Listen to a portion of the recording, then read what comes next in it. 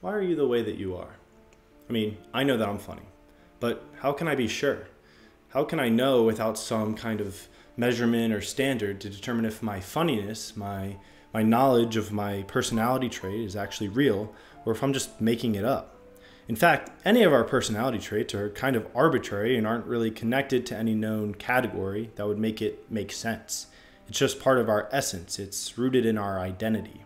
Essentialists, believers in this overarching idea of essence, promote this idea that we can categorize ourselves, among other things, into these boxes and labels that can show us trends that explain phenomena.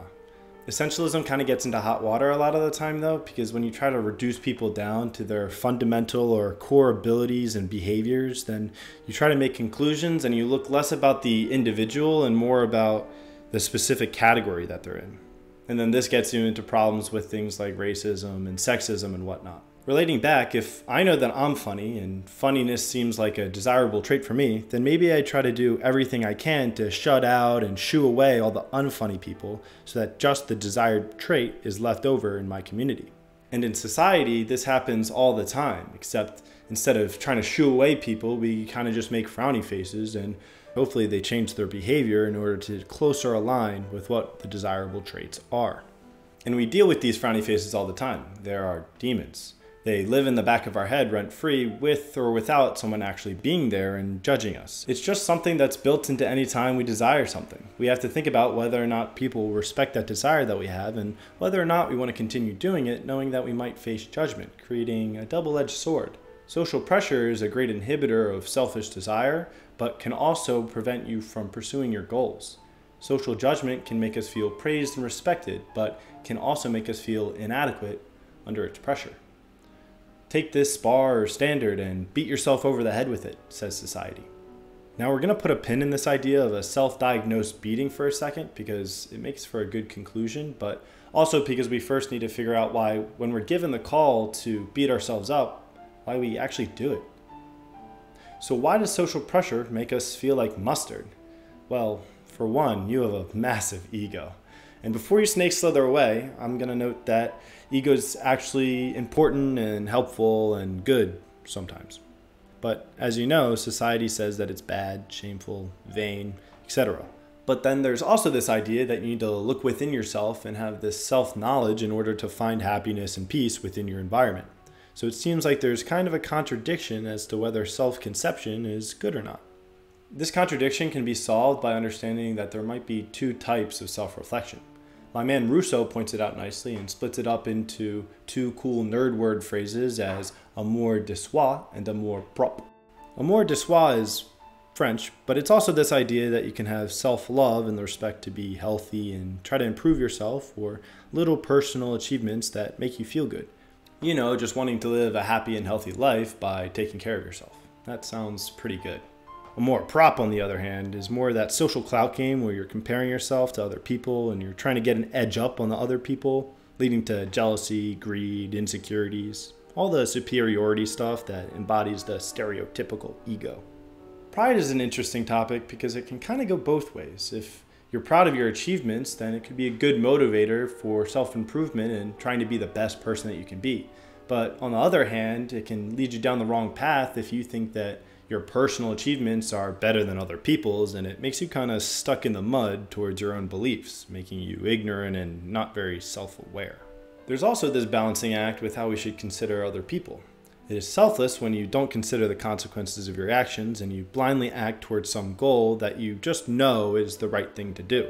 But selfishness is almost the equivalent in that you don't consider the consequences, but instead it's for some personal benefit that might not be the right thing to do. The key difference, other than who's to benefit, is that the decisions can also be guided by how you'll be viewed after the fact. Consider that it's selfish to steal, but arguably it's even more selfish to want to steal but then not doing it because someone else might judge you for stealing.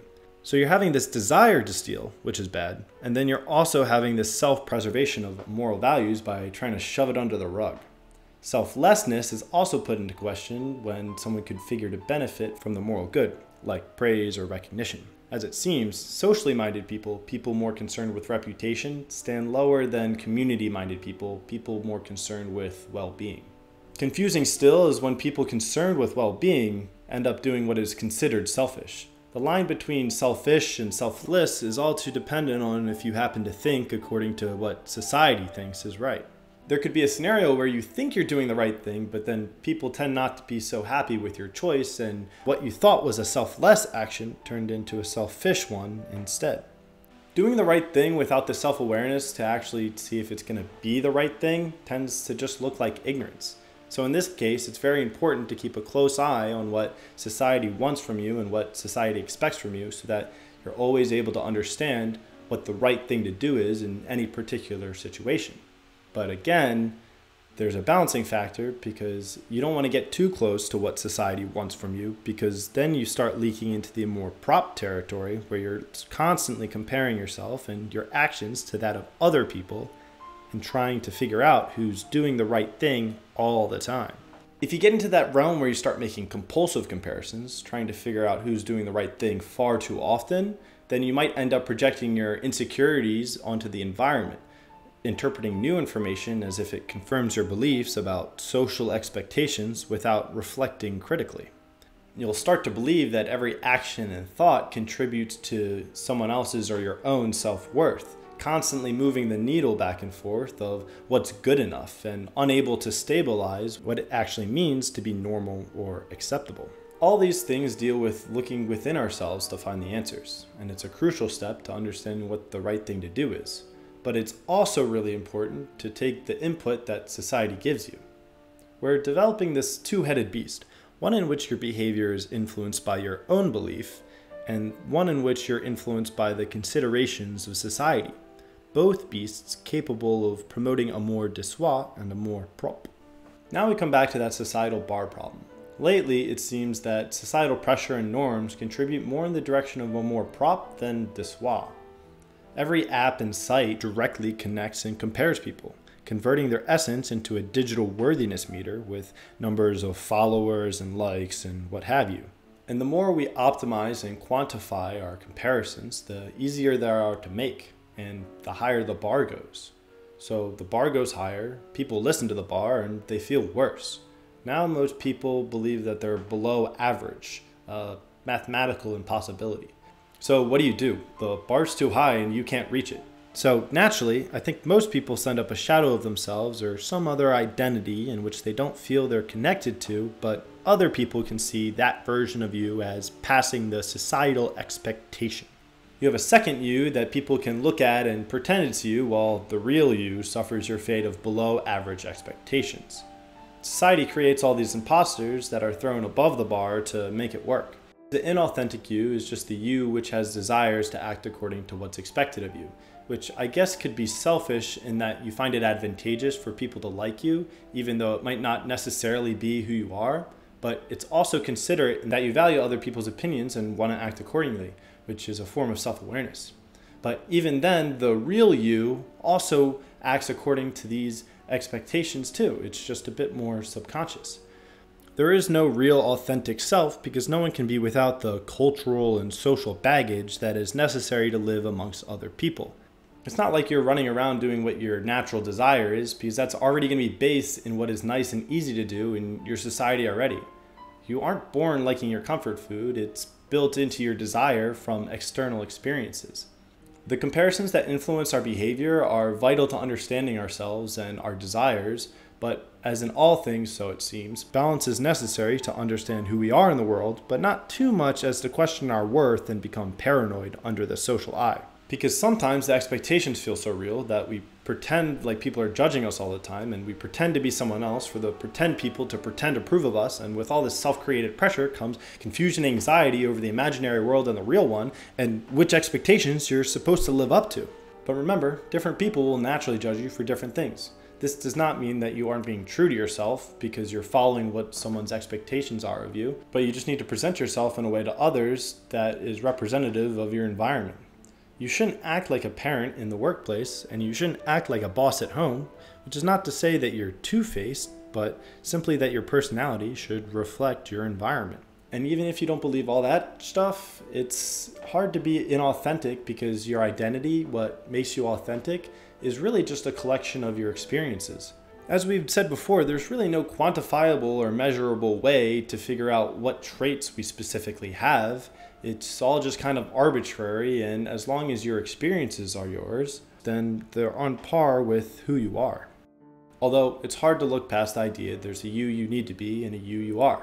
But the you are might just be defined by that arbitrary essence. Just as you can't claim people are inadequate because of the color of their skin, nationality, or gender, so too you can't claim inadequacy because of your supposed labeled stupidity, laziness, mental illness, or the like. And yet that seems to be exactly what societal norms set out to do.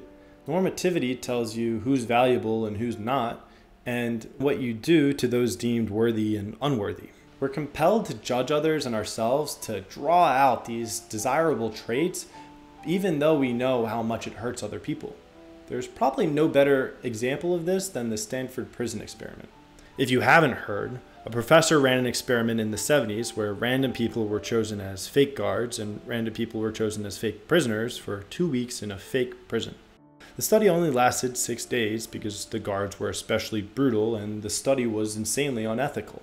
In less than a week, mentally stable and healthy non-criminals were able to justify humiliating and abusing fake prisoners who they knew had done nothing wrong. Even without proper cause, people are heavily influenced by their environment. The study was also heavily criticized for demand bias, which is when participants behave according to how they think researchers want them to behave. Behaving according to what is expected of you. Where have I heard that before? If we consider that the researchers' expectations and the prison environment together form the rough equivalent of societal expectations, then it's not hard to see how treating others according to that societal expectation may not yield ethical results all the time. And if you aren't fully convinced that society can be a bad influence like the analogy suggests, then look no further than any time you've been cruelly ridiculed or embarrassed for your beliefs or your actions about really anything. Even politically, how often is someone dismissed because of their perceived intelligence, ignorance, political leaning, or what have you? Is it justified to hate and judge people according to your societally influenced beliefs? And is it permissible to judge all people based on some category you can put them in? Whoa. All right, stop. That's cool and all, but we haven't mentioned your ego in like 2 minutes. So let's get back to that. So we have this big bad society making us feel bad and making us make other people feel bad. So how do we mitigate that problem? Well, if social pressure gets worse when we compare ourselves more, then if we compare ourselves less, then social pressure should go down. Maybe if we broaden our perception of what is deemed acceptable behavior, then we might not be so inclined to judge others and ourselves to such a high bar. By expanding the acceptable range of behavior and not caring so much about little deviations from the norm, then the norm is not so important. It wouldn't feel like life or death to eat a cookie because you wouldn't be judging yourself so harshly. It's okay to be the way that you are, but it's hard to feel that way unless you allow other people to also be the way that they are.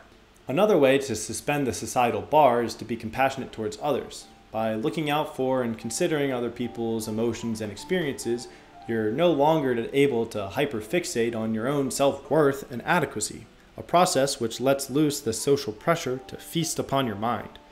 The best way to get out of your own head is to get into someone else's. Popularized by the homie Rousseau and from the Latin non ignara mali, misery sucarir disco, no stranger to misfortune myself, I have learned to help others to which misery has befell. The best way to not hate yourself is to not hate anything. Helping others, regardless of their categorized traits and beliefs, will also help you understand that social norms don't necessarily align with the moral ones. You don't have to let your emotions, your happiness, fall prey to whatever society wants them to be. Okay, thanks. Bye.